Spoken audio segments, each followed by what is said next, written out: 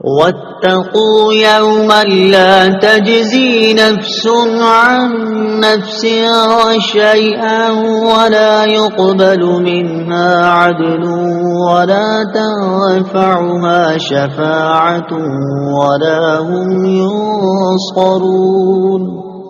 ترجمہ: اور اس دن سے ڈرو جب کوئی جان کسی دوسری جان کی طرف سے کوئی بدلہ نہ دے گی اور نہ اس سے کوئی معاوضہ لیا جائے گا، اور نہ کافر کو سفارش نفع دے گی اور نہ ہی ان کی مدد کی جائے گی۔